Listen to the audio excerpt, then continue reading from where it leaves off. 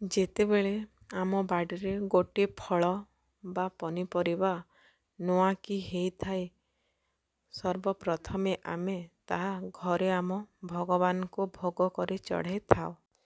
ପୁରାତନ ସମୟରେ ଭାଦ୍ରବ ମାସର ଶୁକ୍ଳ ପକ୍ଷରେ ନୂଆଖାଇ ପାଳନ କରାଯାଉଥିଲା। କାରଣ ଏହା ହେଉଛି ସେହି ସମୟ ଯେଉଁ ସମୟରେ କୃଷକ ଦ୍ୱାରା ପ୍ରଥମ ଅମଳ ହୋଇଥିବା ଖରିଫ ଫସଲ ପାଚିବାର। ଏହି ସମୟରେ ଏହି ପର୍ବକୁ ପାଳନ କରିବାର ବିଶେଷ କାରଣ ରହିଛି।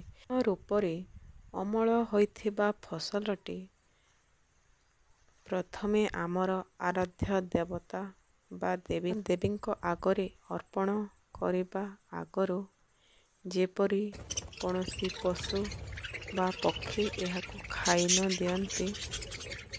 ନୂଆଖାଇ ପର୍ବ ପାଇଁ ତିଥି ଓ ଲଗ୍ନ ହିନ୍ଦୁ ପୁରୋହିତଙ୍କ ଦ୍ୱାରା ଜ୍ୟୋତିଷଶାସ୍ତ୍ରର ନିୟମ ଅନୁସାରେ ଧାର୍ଯ୍ୟ କରାଯାଇଥାଏ।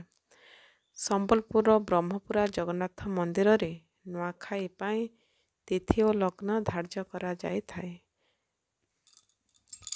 ଏହିପରି ଭାବରେ ବଲାଙ୍ଗୀର ଜିଲ୍ଲାର ପାଟଣାଗଡ଼ଠାରେ ମା ପାଟଣେଶ୍ୱରୀଙ୍କ ପାଖରେ, ସୁବର୍ଣ୍ଣପୁରରେ ମା ସୁରେଶ୍ୱରୀ, କଳାହାଣ୍ଡିରେ ମା ମାଣିକେଶ୍ୱରୀ ଓ ସୁନ୍ଦରଗଡ଼ରେ ମା ଶିଖରବାସିନୀଙ୍କ ପାଇଁ ସମ୍ବଲପୁରରେ ପ୍ରଥମେ ରାଜପୁରୋହିତ ମା ସମଲେଇଙ୍କ ପାଖରେ ପ୍ରଥମେ ନବାନ୍ନ ଅର୍ପଣ କରିଥାନ୍ତି।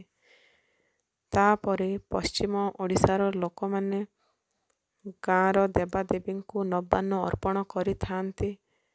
ତାପରେ ଘର ଦେବାଦେବୀଙ୍କୁ ନବାନ୍ନ ଘରର ଯିଏ ମୁରବୀ ସେ ସମସ୍ତଙ୍କୁ ନବାନ୍ନ ଦେଇଥାନ୍ତି ଓ ଛୋଟମାନେ ବଡ଼ମାନଙ୍କୁ ମୁଣ୍ଡିଆ ମାରିଥାନ୍ତି।